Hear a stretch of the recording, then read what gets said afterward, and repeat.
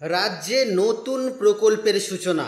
হ্যাঁ বন্ধুরা, মুখ্যমন্ত্রী মমতা বন্দ্যোপাধ্যায়ের অনুপ্রেরণায় রাজ্যে নতুন প্রকল্পের সূচনা হলো, যে প্রকল্পের নাম হলো আমাদের পাড়া আমাদের সমাধান।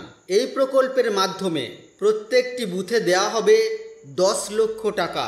উপকৃত হবেন গ্রাম বাংলার সমস্ত সাধারণ মানুষ। চলুন আজকের এই ভিডিওতে এই সম্পর্কে বেশ কিছু গুরুত্বপূর্ণ তথ্য আমরা জেনে নেব। অনুরোধ রাখবো ভিডিওটি অবশ্যই প্রথম থেকে শেষ পর্যন্ত দেখবেন। নমস্কার, আপনারা দেখছেন মাল্টি গাইড চ্যানেল।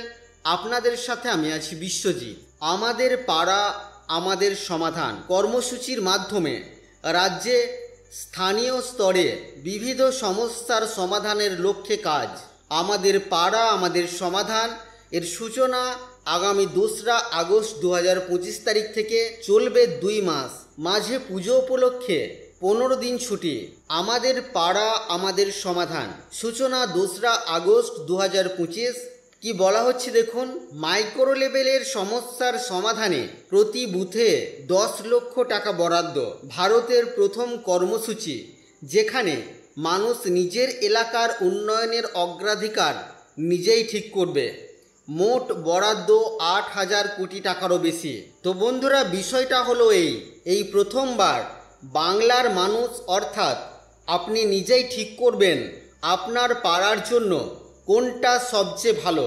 এটাই হচ্ছে মা মাটি মানুষের সরকারের প্রকৃত অর্থ, যেখানে ক্ষমতা আপনার হাতে আর যেখানে আপনার অগ্রাধিকারই হয়ে উঠবে আপনার অগ্রাধিকার। এইভাবেই এই সত্যিকারের তৃণমূল স্তরের ক্ষমতায়ন কিভাবে কাজ করবে, যেটা বলেছি আগেও, প্রতিটি বুথকে 10 লক্ষ টাকা করে দেওয়া হবে।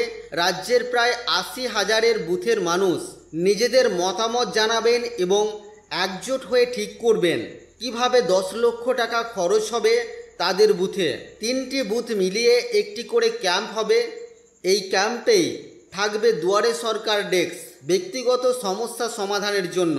তো বন্ধুরা, এই হলো আমাদের পাড়া আমাদের সমাধান প্রকল্প।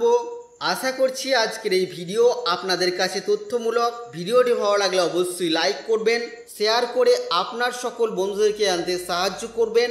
মুখ্যমন্ত্রী মমতা বন্দ্যোপাধ্যায়ের এই সিদ্ধান্ত নিয়ে আপনি আপনার মূল্যবান মতামতটি ভিডিওর কমেন্ট বক্সে অবশ্যই লিখে জানাবেন। চ্যানেলে নতুন হলে চ্যানেলটিকে সাবস্ক্রাইব করে পাশে থাকা বেল আইকনে অবশ্যই ক্লিক করবেন।